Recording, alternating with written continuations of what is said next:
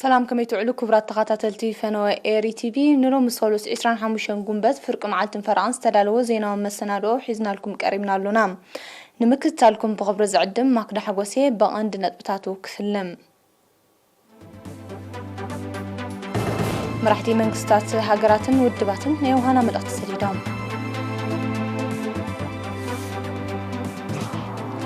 وقعوت انبل مبل 3 عمت ناصنت بالعلم معرض تخايدو أجرجلوت زبا مقعزيان معبال تجبروا فري أب مقلال زتنحت أجمعت عبي أستواص أو جيروم عماري علوان منقستي كم تخايده مع كنات زينة هي جاو حلوام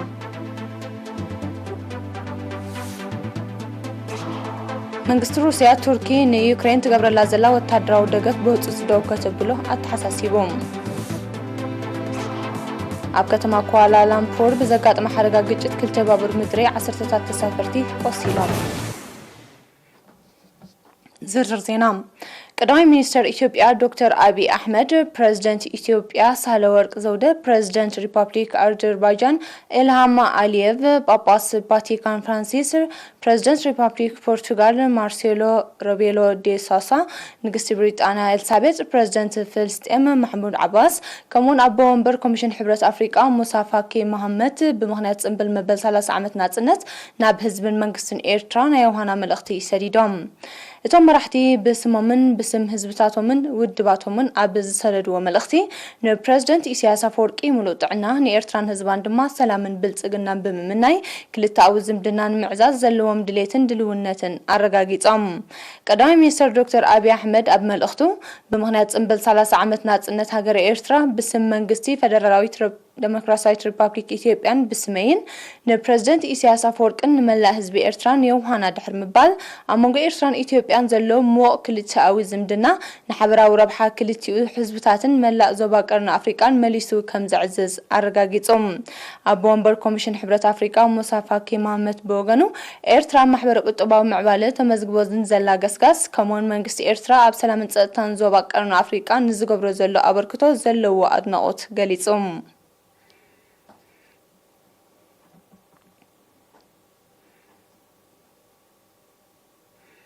وقعوا صنبل مبل 30 عمت ناصنت وترون كل دلوات بزبل تيما تمالي اب ساعات دحر قطري اب استاديوم اسمرا بمعرق سلفي حيلتات مكلخل سنطباباوي مسنادوتاتن دمو مرئيت رشتن تخايدوم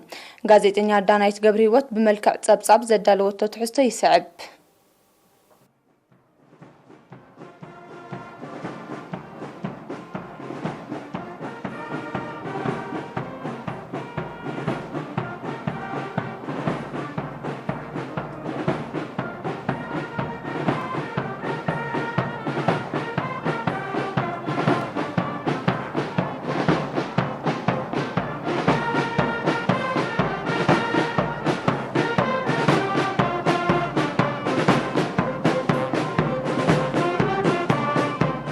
أبتين قطعتات مكلخال كوفيد-19 أب قمت بمئتاو بوسن سوتافي زتخايدن بإيري تيفن دم صحفاش إيرتران بقطعتا زتفنوان سنسرعات بريزدنت إسياس أفوركي أب زسمعو مدره رزنتن مأزان إذا عزست علت عمت إنا زايدن مخادو كينيو بهتان حابنن بوزحات حقتات زقسقسن ززخاخرن مخانو بمتقاس زحلفة 30 عمتات ناصنت حزب إيرترا نت مسوات كفيلو بفتح جبيت وزرقاقصو لولاونت ام مكنخانن محلاون زتفلالي بدوهتات مكيتو سلازخبريو رزنت نايزا علت زقولح كبل قليصو بريزدنت إسياس عيبو رزنت نايزا عزست علت مبل 3 عمت حزب إيرترا مخاتو كيسلكين كي تسنفن ناصنوتن لولاونتن ام مكنخانن محلاون بزمسكور عوز زقلص مخانو بمحبار نحزب إيرتران حيلتات مكلخالون يوهانا يلو إذا حلف 3 عمتات ناصنت كا حزب إيرترا نتي مسوات خفيلو بفتحي جبيتو زرقاقصو لولاونت ام مكنخانن محلاون زتفلاليو بدوتات مكيتو سلا خبريو رزنت نايزا علت زغله سسعن قباتن اجنداتات سلا زي بلين سلا زي تغتنغن ابزن زحلف 30 عمتات ناصنتنا بالدوخطات كمتي ናይ ቅድሚ 50 ዓመታት ብብዙሕ መልክዓት ክኽሰት ተኻኢሉ እዩ ሓደ ካብኡ ምስምስ ዶባዊ ግጭታት ይነሩ ኣከራኻርነት ዘይነበሮ ሕንፃፃት መግዛእታዊ ዶባት ከም መናቆቲ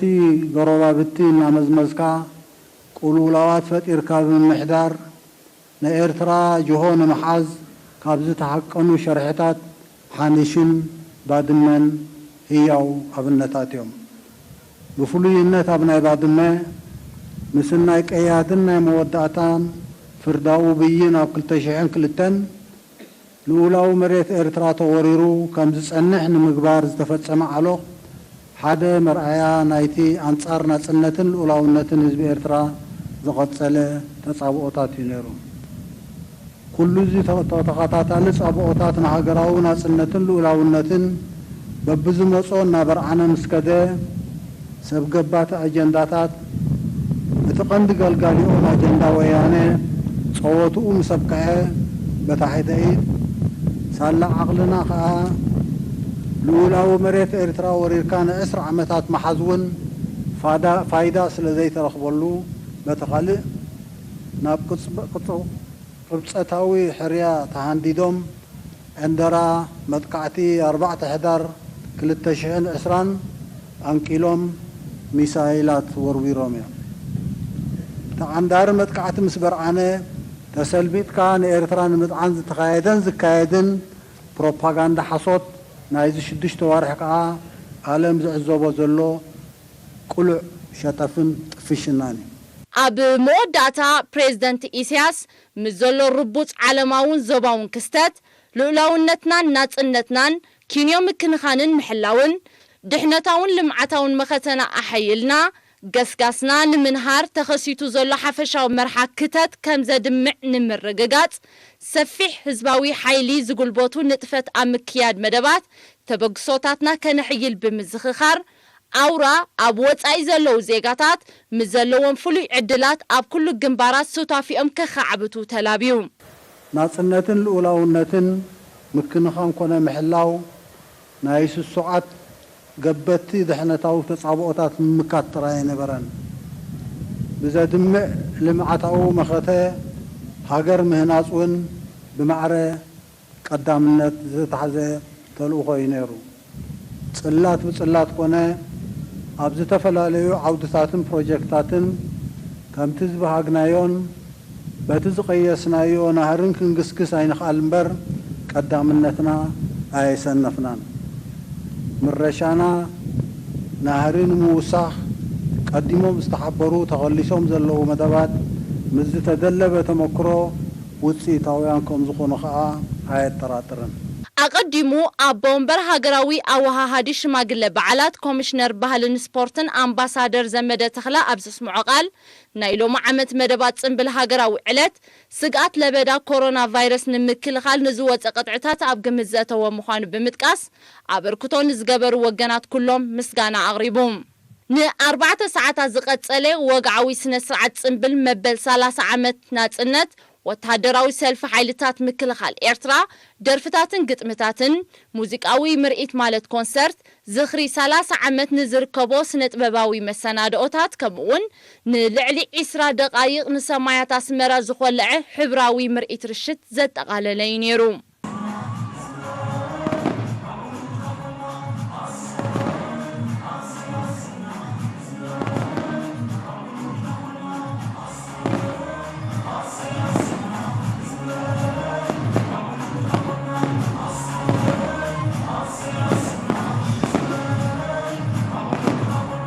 ኣብ ሰማዕታትና ዝኾነት ናጽነት እንሆ መበል 30 ዓመታት ጽምብላሎና እዛ ውሽጢ ሃገርን ወፃን ብልዑል ድምቀት ዝካየድ ዘሎ ጽምብል እዚ ንስለ ጽምብል ዘይኮነስ ከምቲ ቴሙ ዝብሎ ወትሩ ንኹሉ ድልዋት ምዃንና ዳግም እነረጋግጸሉ እዩ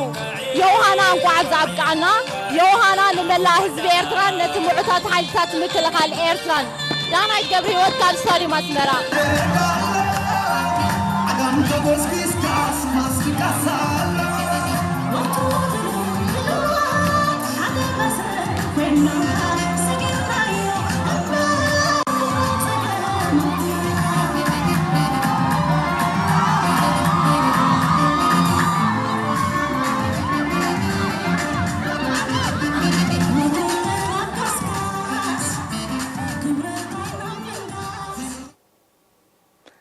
أب كويت جوبا ريبابليك دوب السودان كمون جودا سعود عرب زنبرو إيرتراويان مبل 3 عمت بعل ناتنت بلعل معرق تنبيلهم كابتي بوتا نسبة حنا حبريتا فرتنا عندهم ኤርትራውያን ነበርቲ ሃገረ ኩዌት ምስ ዘሎ ኩነታት ኮሮና ቫይረስ ብ23 ጉንበት ብውሕስ ተሳትፎ ኣብ ዘካየድዎ ጽምብል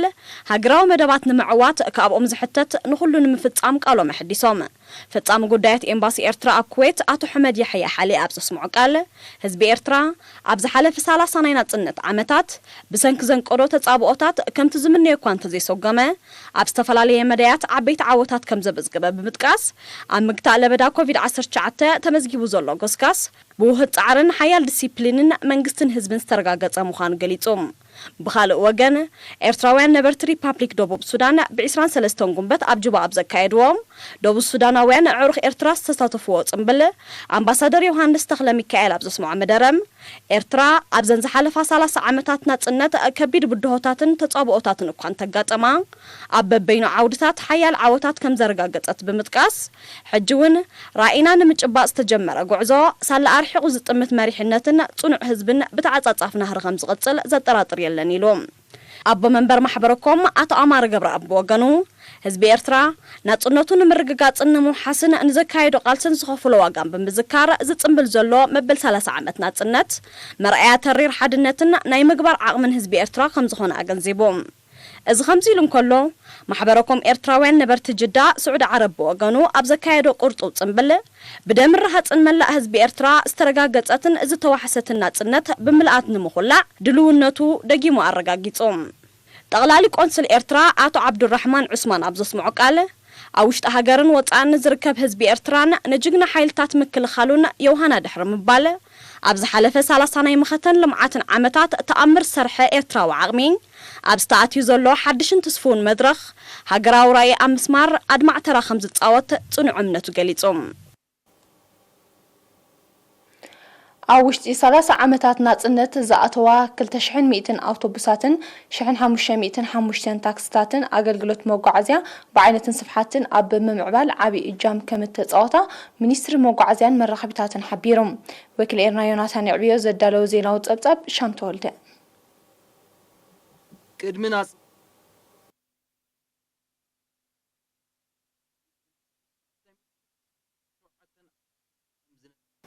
قدمنا تنت بتقلالا أستات شوعة شح 7 طراي ناي مصعن عقمي زنبرن 250 شوعة أوتوبوسات كم زنبرا زتأسه منيستر موقعزان من رخبتاتن أتو تصفى سلاسة برهانة نتي زنبرا تصقم نمفتح منقستي بأستات 970 مليون نافا ببوانو استفرالي عقن زلون شوعة زمناوان أوتوبوسات كم زأتوا مستنبول كزاتوا شحن 393 تدميرن زهبو زلوا أقلقلوت دما ناي مصعن عقمي ناب أستات 63 شح كم زبالة قليتهم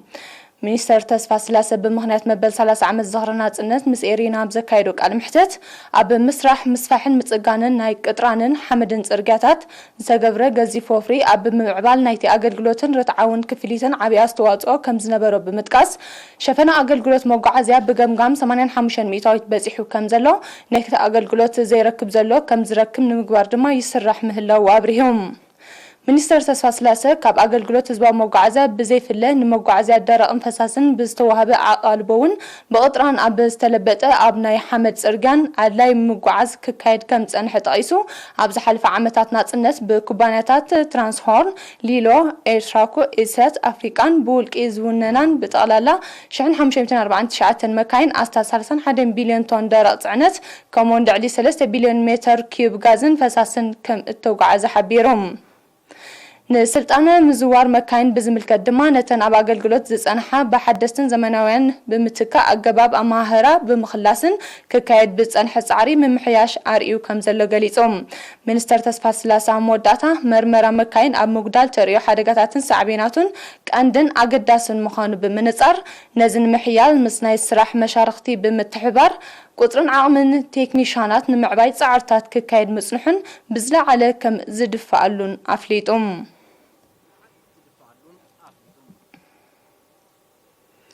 ኣብ ንኡስ ዞባ ተሰነይ ኣገልግሎት ጥዕና ብምስፋሕን ብዓይነትን ምልውዋጥን ኣብ ዝሓለፈ 30 ናይ ናጽነት ዓመታት ዝተኻየደ ጻዕሪ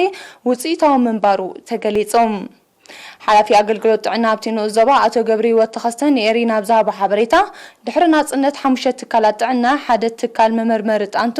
ኢንቲሞሎጂ ከምኡውን ሓደ መወሸቢ ማእከል ኣብ ኣፍ ደገ 14 ከም ተዋደደ ብምጥቃስ እዚ ኣብ ጥዕናዊ መዳይ መሰረታዊ ለውጢ ከም ዘምጽእ ሓቢሮም። ሕማም ዓሶ ቅድሚ ናጽነትን ኣብ ፈለማና ዓመታት ናጽነትን ብዙሕ ህይወት ይቐዝፍ ምንባሩ ዝጠቐሰ ኣቶ ገብሪ ህይወት ኣብ ምብራኽ ንቕሓትን ምውጋድ ጠንቅታትን ብዝተኻየደ ኣድማዕ ስራሕ ኣብዚ እዋን እዚ ብሕማም ዓሶ ዝስዕብ ሞት ናብ ዝተሓተ ደረጃ ከም ዝወረደ ብምግላጽ ሸፈነ ክታበት ኣብ ህጻናት 96 ሚእታዊት ክትትል ቅድሚ ሕርሲ 93 ሚእታዊት ሕርሲ ኣብ ትካላት ጥዕና ድማ 73 ሚእታዊት ከም ዝበጽሐ ኣብሪሆም። ስግረደባዊ ሕማማት ንምቁጽጻር እውን ዕቱብ ስጉምትታት ከም ተወስደ ብምጥቃስ ህዝቢ ንሓደግነት ናይቲ ሕማም ተገንዚቡ ጥንቃቐ ክገብርን ዝወፅእ ቅጥዕታት ብግቡእ ከተግብርን ተማህጺኖም። ሜዲካል ዳይሬክተር ሆስፒታል ተሰነይ ዶክተር ግደ ገብረወልድ ብወገኑ መንግስቲ ኣብ ጥዕና ዝገብሮ ዘሎ ገዚፍ ወፍርን ሕብረተሰብ ኣብ ጥዕና ደሊብዎ ዘሎ ንቕሓትን ኣብቲ ንኡስ ዞባ ርኡይ ምዕባለ ኣመዝጊቡ ምህላው ብምሕባር ኣብ ሆስፒታል ተሰነይ ተዋዲዱ ዘሎ ዘመናዊ ናውቲ ሕክምናን ዓቕሚ ሰብን ነቲ ኣገልግሎት ናብ ሓድሽ መድረኽ ዘደይብ ምዃኑ ኣፍሊጦም። ገዳይም ኣባላት ሆስፒታል ከተማ ተሰነይ ኣቶ ዮናስ ዮሃንስን ወይዘሮ ሳሚ ኣድምን ብግድኦም ብትሑት ዓቕሚ ኣብ ዘይምቹእ ኩነታት ዝፈለመ ኣገልግሎት ጥዕና ሎሚ ብትሕቲ ቅርጺ ክኢላዊ ዓቕሚ ሰብን ናውትን ብምብራኹ ሕብረተሰብ ብቐረባ ዝተማልአ ኣገልግሎት ኣብ ዝረኽበሉ ደረጃ ተበጺሑ ከም ዘሎ ሓቢሮም።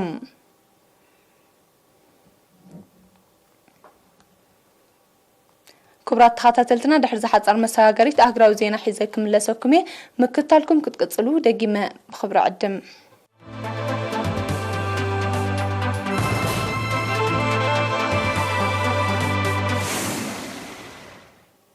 ኣብ ዜናታት ወጻኢ ኣማሊ ዕልዋ መንግስቲ ከም ተኻይደ ፕሬዝደንትን ቀዳማይ ሚኒስተርን መሰጋገር መንግስቲ ድማ ብሰራዊት ተሓይሮም ከም ዘለው ይጋዋሓሎም። ሕብረት ኣፍሪቃን ሕብረት ሃገራትን ኣብ ዘውፅዎ ሓበሬታዊ መግለጺ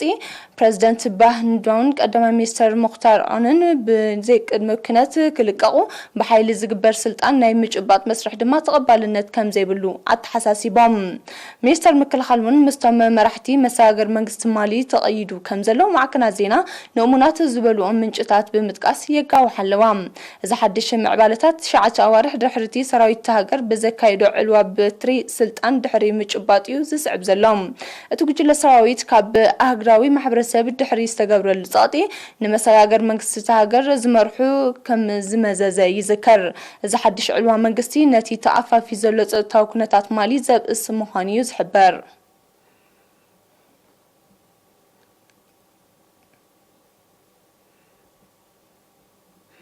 መንግስቲ ሩስያ ቱርኪ ንዩክሬን ትገብረላ ዘላ ወተሃደራውን ካልእ መድያትን ደገፍ ከም እትቋርጾ መጠንቀቕታ ኣመሓላሊፉ።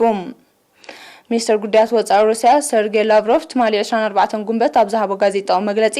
ቱርኪ ንዩክሬን ትገብሮ ዘላ ወተሃደራዊ ደገፍ ናይ ግጭት ዝምባልን ዘለዎም ወገናት ዩክሬን ዘየድሊ መረዳእታ ዝህብን ተኽታኽን ምዃኑ ብምጥቃስ ዩክሬን ኣንጻር ሩስያ ስጉምቲ ክትወስድ ዝግበር ምትብባዕ ካብ ገሰት ልዕላውነት ፈሊኻ ዝረአ ከም ዘይኮነ ይገሊጹ።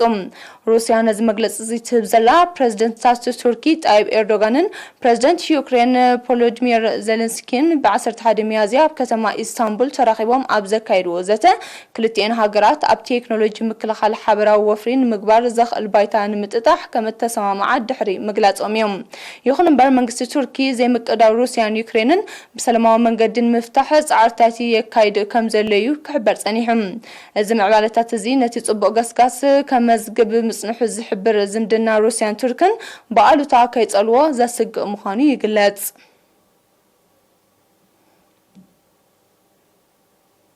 ኣብ ከተማ ኳላላምፑር ማሌዥያ ብዝጋጠመ ሓደጋ ግጭት ባቡር ምድሪ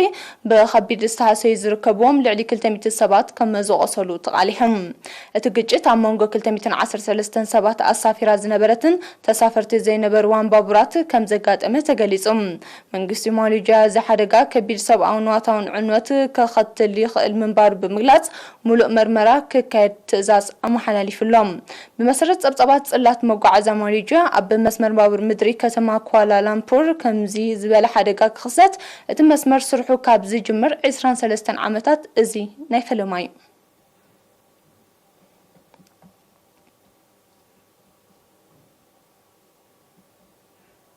ኢራንን ወከል ኒክለሳዊ ጻዓት ሕብራት ሃገራት ማለት IAEA ዝበጽሕዎ ስምምዕ ምክትታልን ምቁጽጻርን ኒክለሳዊ መድባት ኢራን ብሓደ ወርሒ ከናዋሕ ከም ተሰማምዑ ማዕከናት ዜና ንሰመዚ ክልቲኦም ወገናት ብምጥቃስ አቃሊሐን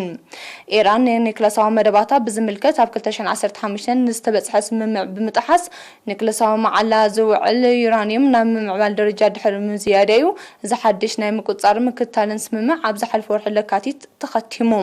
በዚ ድማ ምንዋሕ ናይ ስምምዕ ኢራን ነቲ ምስ ሓያላት ሃገራት ዝበጽሐቶ ስምምዕ ከም ዘኽበረቶ ኣብ ምርጋጽ ልዑል ደገፍ ከም ዘለዎ ይዝሕበር እንተኾነ ግን ኢራን ኣብ ልዕሊኣ ተነቢሩ ዘሎ እገዳታት ኣሜሪካ ከይተላዕለ ንደረጃ ምዕባል ዩራኒየም ከም ዘይተጉድሎ ትሕብር በምህላዋ በቲ ሓደ ኣሜሪካ ድማ በኣንጻሩ ኢራን ተግባራውነት ናይቲ ስምምዕ ከይረጋገጸት ነቲ እገዳታት ከም ዘይተልዕሎ ትሕብር በምህላዋ በቲ ካልእ ምንዋሕ ናይቲ ምስ ወኪል ኒክለሳዊ ጻዓት ሕብራት ሃገራት ዝተበጽሐ ስምምዕ ካብ ዜናዊ ሃልኪ ሓሊፉ ፋይዳ ከም ዘይህልዎ እዮም ተንተንቲ ዝገልጾም ብመንጎኘት ኤውሮጳ ሕብረት ኣሜሪካ ናብቲ ኣብ 2018 ዝሰሓሓባሉ ስምምዕ ክትምለስ ኢራን ድማ ተግባራውነት ናይቲ ስምምዕ ከተረጋግጽ ዝካየድ ዘሎ ዲፕሎማሲያዊ ጻዕሪ ዛጊት ካብ ተስፋታት ሓሊፉ ዝጥቀስ ፍረ ከም ዘይተረኽቦ እዮም እቶም ተንተንቲ ዝሕብሩ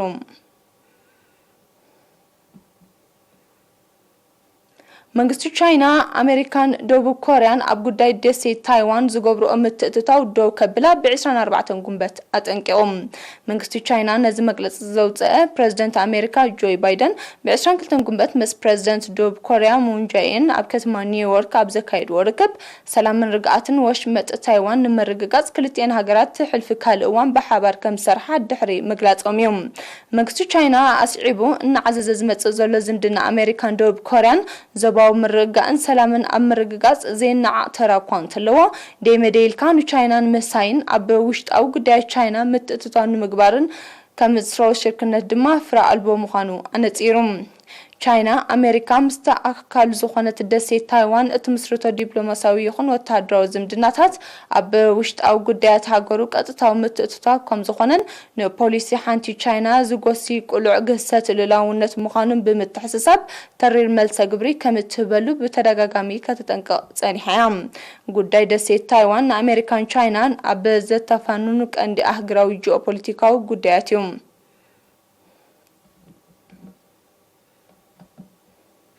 ነሳዓት ዝተዳለወ ዜናዊ መሰናዶና ንምዝዛም ቀንዲ ኣርእስታት ዜና ከዘኻኽረኩም መራሕቲ መንግስታት ሃገራትን ውድባትን ናይ ውሃና መልእኽቲ ሰዲዶም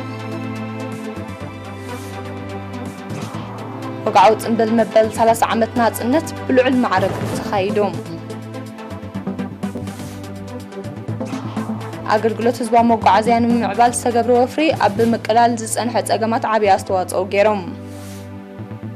ኣማሊ ዕልዋ መንግስቲ ከም ተኻይደ ማዕከናት ዜና የጋውሕ ኣለዋ መንግስቲ ሩስያ ቱርኪ ንዩክሬን ትገብረላ ዘላ ወታደራዊ ደገፍ ብውጹት ደው ከተብሉ ኣተሓሳሲቦም ኣብ ከተማ ኳላላምፑር ብዘጋጠመ ሓደጋ ግጭት ክልተ ባቡር ምድሪ 10 ተሳፈርትን ቆሲሎም